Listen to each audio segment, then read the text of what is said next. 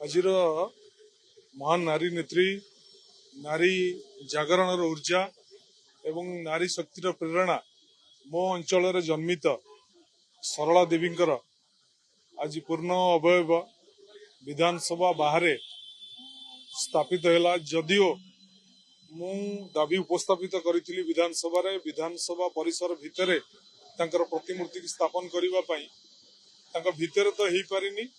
एइथिपाई मु भितर दाबी करथिली से होउचंती ओडिशा विधानसभा प्रथम महिला विधायिका एवं प्रथम अस्थायी बाचस्पति। गोटे दिन पई मुकुंद दास तांकु बाचस्पति दायित्व देथिले, तेणु सी थिले नारी शक्तिर ऊर्जा जे कि सर्वभारतीय स्तर जड़े नेतृत्व नारी जागरण जड़े प्रेरणा तांकर प्रतिमूर्ति आज स्थापन होइतिबा जानी मो अंचलवासी आम ओडिशावासी खुशी।